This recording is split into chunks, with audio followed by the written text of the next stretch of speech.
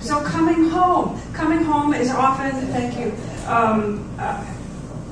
it's often portrayed as a really sweet thing. Coming home is often considered really sweet, no doubt about it. It marks the end of a journey often.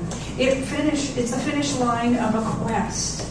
Coming home is something, whether we see it in a movie in Hollywood or we experience it in our own lives, coming home is usually a very sweet moment. But coming home is only part of a greater journey. And because coming home is only part of a greater journey, we really can't talk too much about coming home until we do something else first, which of course is to talk about the journey itself. How many of you have studied either mythology personally or Joseph Campbell's beautiful work with regard to mythology? Anybody? Okay, how many consider yourselves an authority? Oh, good, no hands. All right. Well, I'll tell you that the scope of my experience is pretty funny. In 5th grade, can you imagine that might have been a little early? Okay. I was part of a school in Vermont that the parents started together because they wanted their children to have a better experience than the one that was taking place in public schools.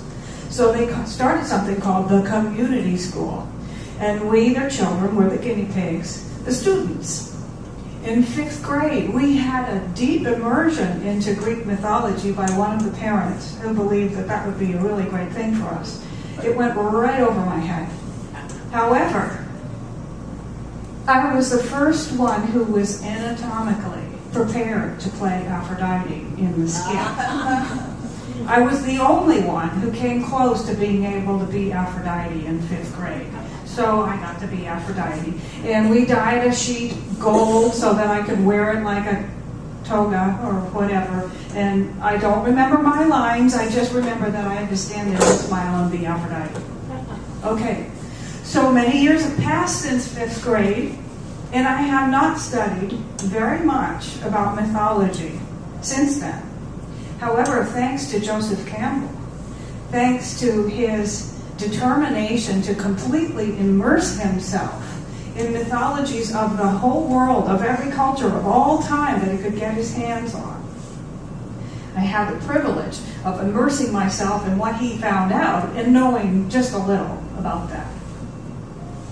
So coming home is what Campbell calls the third part of the hero's journey. And he suggests that really every one of us is on a hero's journey. The first one is being born. The second one is whatever we step into first. And the third one, and so on, and so on, and so on. Or every path of exploration and development that comes afterwards. And perhaps the last one that we're able to see from where we're sitting is when we pass on to whatever's next. That there really is no end. But within this journey that we call life are several hero's journeys. Each one of them involves a departure of some sort. Each one of them involves a magnificent journey of initiation where we will be tried and tested, where we will be tempted and distracted, where we will be experiencing many opportunities to let go and to die and to be reborn again and again. And where we will find our holy grail, our prize, our revelation, our gift, and then we get to come home with it. And so, of course, no matter which culture you explore, the journey is a rich one. The journey is one of transformation. The journey is one of consciousness, of becoming. And it involves things that we must go through in order to get the prize. In order to get the prize. And all along the way, so many choices. So when we talk about coming home, well, the best place to begin is actually the part where we leave home. Now, whatever the journey is, it says that we go out because we get a call to adventure. Something says within us, there's got to be more. This could be because of an accident or an illness. It could be because of a significant shift in our employment status or in how we see the world. It could be because we're in an environment, maybe it's a home life or a work situation or a town or a country, whatever it is, where something just feels like it's not quite enough. It's not all that there could be. There's usually a sense of destiny in that moment. We may think we're nuts, and maybe a little bit of insanity is required to take that first step. But something in us says, I have to go. There are a couple things that happen. One is that we can hear the call and say, oh no, it may not be that great, but at least it's familiar. I don't really want to go on a quest right now. I've got everything just the way I like it. So we might try to resist. One blogger who I read, and he was studying Campbell's stuff and doing a travel blog. He said that we might hit the snooze bar and at least try to delay this departure a little bit, right? So we can all think of scenarios in our lives at this point that have been like that. Everything from the first time we left home, perhaps, to recognizing that it's time to move on from a job or a relationship, a township, a city, some geographical location. Perhaps it's time to move on from something that very comfortably pays the bills but does not feed your soul one bit. And you're like, oh no, I recognize that moment. That's the call. It is said that if we resist, if we hit the snooze bar, if we try to avoid taking this journey when we get the call, so to speak, that not only will we suffer, but the people around us will too. I can think of being at a job that was so incredibly rewarding in so many ways, financially, in terms of my identity, the adventure, all of it. And there came this time when I knew I was supposed to go, and I thought, oh no. And I wanted to just sort of undo that evolution and stay right where I was, but that wasn't what was meant to be. And so, of course, I had to go. I resisted that call a couple times, and so I manifested carpal tunnel syndrome. I manifested tendinitis. It was like my body said for me what I couldn't say. And soon enough, eventually, I went willingly. I got it. Okay. Sometimes it's not easy to take that step because we leave the familiar. Whatever home is, whether it's the house you live in, the family you're with, the job you've got, or the lifestyle you know, or whatever it is, home represents where you are now when that call comes and says, there's more, and the adventure awaits. So there are lots of intricate little steps to this journey, not all of which I'm completely familiar with, but you can imagine that after you say, oh, all right, I'll go, right? And you set off on your quest, and the people who think you're nuts are starting to sort of fade in the distance, and off you go, you promise to write or whatever. There's that first step where you get to find out whether you're really ready. They say that there's a guardian at the gate, and that guardian really represents your own doubt and fear. So before you really commit, there's this opportunity to say, are you really with me? Are you really going to do this thing? You're actually looking yourself in the mirror and saying, yes, I'm all in. And then you go on to this period of initiation. That's where the tests and the trials come. That's where the temptations come. That's where you get the little pieces along the way that help you to have the toolkit, the knowledge, the know-how, the wisdom to make the journey fully equipped, everything involved. And there are all kinds of elements. You might have every one of them, or you might have a few. And temptation is not just the simple kind where somebody attractive walks by and you forget what you're doing. It can be the temptation of the comfort of someone who's not on a quest right now. It could be the temptation to give up because fear and doubt creep back in and say, what the heck do you think you're doing? You can't do this. It can be all kinds of distraction just from the spell of the comfortable lives that we're often living. But there are a couple other things that happen. One is that sort of the flame of that destiny, that purpose, just won't let go without a fight. So it's persistent. Another mythical character that might show up is a helper of some sort. Of course, they in contemporary explorations of all of this, they look at Star Wars a lot. But let's say that someone shows up in your experience at just the right time and offers you support. They just, may not have even met them before. They might seem to come out of the woodwork. You didn't realize who they were until that moment. And they say, I've watched you. And I know you can do this. I know you can. Don't give up. It might be somebody who gives you a tool. It might be someone who gives you a piece of the puzzle, so to speak, that makes all the difference on your journey. And then maybe they'll fade back into nothingness, and you're not even sure they're real. Lots of characters like that in stories and in our own experience. And on we go. We get to explore and balance the masculine and feminine archetypes. We get to explore the creative power of our thought. Now here's where it comes into what we teach here. We get to explore whether you call it alchemy, whether you call it magic, whether you call it wizardry, or you call it new thought, or you call it the law of attraction. We are on this journey right now, where we're being introduced to these tools, where our teachers and our helpers are not hidden, they're everywhere. They're in books, they're in people we know, they're everywhere. They're on Meetup and Facebook. The tools are right out there. And we all get to reconcile and integrate and balance those aspects of ourselves. And we move towards this place where we recognize that when we have all of those parts of ourselves integrated, when we've recognized and acknowledged and embraced every part of who we are, we recognize also that we have a power in our hands. We're at the point now where they even make movies about it.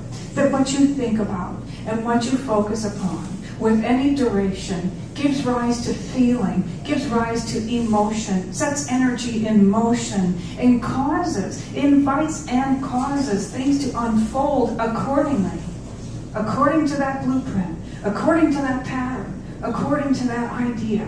You might call it a seed, you might not. According to that plan. So what comes next is the last challenge for the hero on this journey in the middle part called initiation. And what that is the shadow. Because here you are, you're at this stage where, and I don't even remember what the word is, so I'm not going to try to say it. But it is a feeling of being godlike. It is actually recognizing that you're a child of God and you have studied and you've worked and you've practiced. And whatever your faith path is, you recognize that you've been given something greater than who you thought you were. So you're already beginning to get the gift of your journey. Revelations, aha moments, bigger God view, self view, world view. Things are going great. But if you suffer from spiritual inflation, if you start to think, well, aren't I cool? And your ego creeps back in, you might have a big problem. Then you would be using that power that was given to you by birth in a way that does not support all life. Rather than using it rightly, you'd be using it wrongly, which can make a big mess. Lots to clean up, big problems, don't want to go there. So the last thing to face is the shadow. That's anything, whenever I'm up here talking about the subconscious, I just go like this. That's that area. But anyway, it's anything that is down there below our conscious awareness that hasn't yet been addressed. Anything that is both swimming in the creative medium and unresolved, untrue. It's got to come up. It's got to be faced. It's got to be embraced. It's got to be redefined. And that can be done lovingly. Nobody has to die. Nothing terrible has to happen. I remember reading a Richard Bach book called Running from Safety, and I've mentioned this before. His inner child is portrayed as this kid who's always hiding out in the city sewers, and he's got a flamethrower. And if you get close, he's going to toast you. So this is a part of your hero's journey, whether you do it in therapy, journaling, classwork, in confidential work with a very close friend who supports you 100%, whether you go off by yourself or do it with a group. There's this place, and it's actually visited more than once, periodically, where you recognize, there's a piece of me that's creating my life before me and around me and influencing my relationships and my experiences, and it's not in alignment with all this good stuff. It's coming up. Anybody ever say to you, it's coming up to be healed, and you want to just deck them? Well, it is coming up to be healed. It's coming up in the perfect time, in a perfect way, providing a perfect opportunity for healing. So when those moments come, if we can take a breath and say, this is part of my hero's journey. There's the shadow. And do the work and recognize that it's perfect once it's done. Once we truly reveal another piece of the truth about ourselves, we can't go back. Rumi says, don't go back to sleep. We can make the choice not to. So what happens when, by whatever means, we do our shadow work, is that we have this gift. We have arrived. We got the prize. We found the Holy Grail, the gift, the sweet elixir, the healing, whatever it is. And we want to tell somebody. But we just took off on this walkabout, and there's nobody around. We've been on our own journey. We've hardly been in touch with anyone. Well, guess what? The journey essentially begins again, because if we want to go back home and tell anybody what we found, which would be great, it would be most personally satisfying, and it would be part of a greater destiny to really complete the cycle, we've got to go back. Once again, we have to heed the call, take that first step, declare and prove that we are ready, and then be willing to be tested, willing to be distracted, willing to die again, and willing to be born again, to get back home, to give this gift. You can imagine, now that you know what that's like, why you might say, could we just wait a little while? Some people do. In the reading that I was doing, there are some who just disappeared and ascended in a state of total bliss. Well, I'm not going back. I like it here. Hopefully they wrote it down before they left so that we could still learn about what they discovered on their journey and what happened. So we get to go through the whole thing again to get back home. And some say that coming home is the hardest part because you're not who you were when you left. You're someone different now. And somehow you get to find a way to get back home and share this gift. Mastery will be in the discovery of how to do that. And you cannot just shut the door on where you've just been.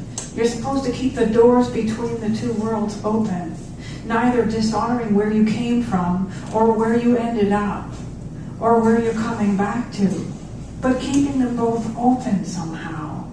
And being able to convey that gift in a way that it can be understood, truly delivered. They say that re-entry can be the toughest part of all. So coming home is a big deal. Coming home is really a big deal. The great thing, though, if you can make that whole journey, the whole cycle, from leaving to returning, and by the way, when you choose to come back, you may choose a different representation of home. You may return to exactly the same people and the same spot, and you may not, right? You're going to choose what home is and where it is. And your job is to then be willing to reestablish connections and ties and roots and remember how to be at home. I really resonated with that because Rick and I went on a journey that was about 1.5 years long or more, and we forgot where home was for a little while. We were on this crazy quest, which, thanks to mythology, made sense in the end. And this is home. So if you do that successfully, what happens is that you discover that all of your revelations and all of your journaling allowed you to see everyone and everything in a new way. Recognizing that oneness, there's nothing left for you to do but be selfless, to show up in a way that is greater than you did before you left. And what happens is, then you get to be the helper, the supernatural aid, as it's called, for the next person right next to you who gets the call and says, I've got to go. You're the one who can say, go for it. The journey will be very interesting. I will be here for you, and I look forward to seeing you when you get back. And so the cycle continues forever and ever. Joseph Campbell says, this is the journey that we all have the opportunity and the invitation to take every day. The question is, will we say yes? And so I'm going to ask you, when you get the call, again, whatever it is, will you say yes? Yes. Yes. Yes. Okay. We're going to close this with a prayer, so I invite you to just close your eyes.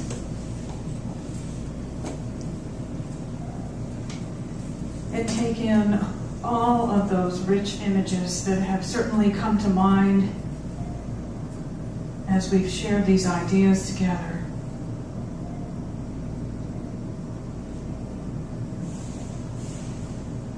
I speak my word recognizing that Spirit, all-knowing, all-loving, ever-perfect, ever-present, inexhaustible, and eternal, plants these seeds within us,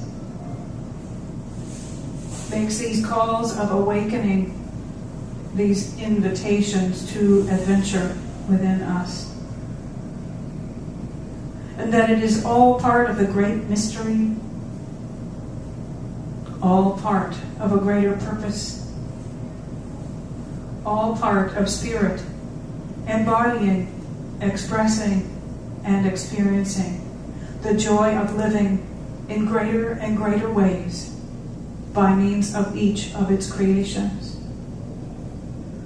I recognize that each one of us has a special call, a unique role, a set of gifts and talents, a perspective that no one else has. And therefore, a gift to give which no one else can give. In gratitude for this, in full acknowledgement of it, we simply say yes, knowing that it is already done. And together as we open our eyes, we say, and so it is.